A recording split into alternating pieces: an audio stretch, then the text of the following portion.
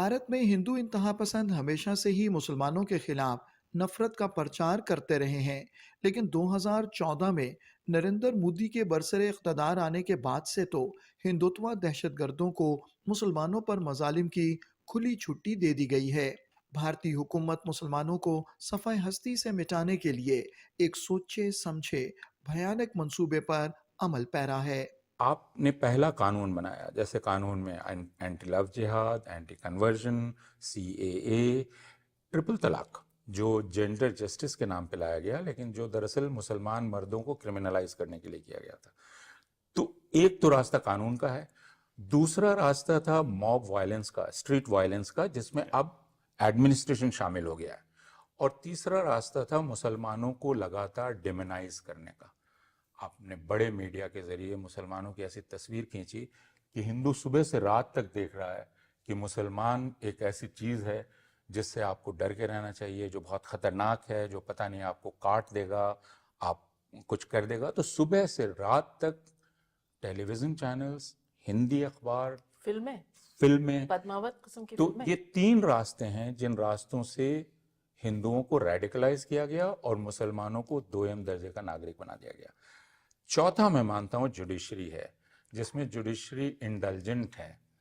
जैसे बाबरी मस्जिद की जगह को जब आपने हवाले किया मंदिर के लिए, तो उसका लब्बो लबाब क्या था? ये था कि हिंदू बड़ी चाहत के साथ उस जगह को देख रहे थे इतने सालों से, तो आप उन्हें दे दीजिए। आप कहते जा रहे हैं कि नहीं मस्जिद थी, ये था, वो था, लेकिन हिंदुओं की चाहत थी। और जुडिशरी का इंटेलिजेंस, जिसको मैं कहता हूँ ज्यूरिस्प्रूडेंस ऑफ क्यूरियोसिटी, जो ज्ञानवापी में इन्वोक किया गया, जिसमें कहा गया कि अरे भाई मेरी सिर्फ इच्छा है जानने की कि इसमें है क्या, तो मैं टाइटल नहीं मांग रहा हूँ, लेकिन मैं इंस्पेक्ट तो कर सकता हूँ। उसका नतीजा है कि अब ज्ञानवापी में पूजा हो रही है।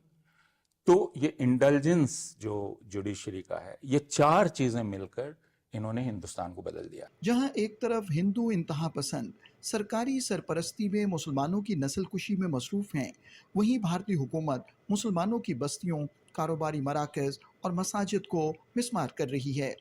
This used to be a bustling cluster of Muslim-owned shops, businesses and homes that have now been reduced to rubble by Indian authorities.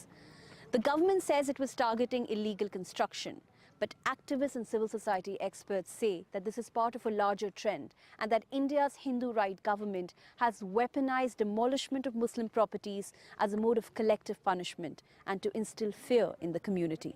इंसानी हुकूक के कारकुनों का कहना है कि भारतीय हुकूमत मुसलमानों और दीगर अक़लियतों की जायदादों को एक सोचे समझे मंसूबे के तहत मिसमार कर रही है। There are many things which are illegally built in India, but the idea that it is just these particular habitations that's being targeted is, I think, symptomatic of the broader issue of essentially minorities being targeted because of their beliefs. The state is sort of giving or granting a broad permission structure under which these groups are allowed to act with impunity. I think it's fair to say that we can expect, more of this to continue in the months and years to come.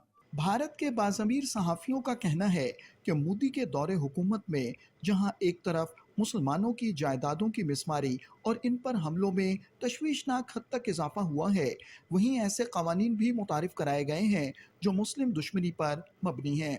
Now the government says that all these places where we are sending our demolition squad, they are illegally occupied. In the past, particularly 10 years, there have been instances where Muslims were attacked, and there are laws also which critics say that discriminate against Muslims. अक़वाम आलम की जिम्मेदारी है कि वो भारत में मुसलमानों और दीगर अक़लियतों के खिलाफ मोदी हुकूमत के बढ़ते हुए मजालिम का नोटिस लें और हिंदुत्व दहशतगर्दी के इफरीत को काबू करने के लिए अमली इक़दामात करें।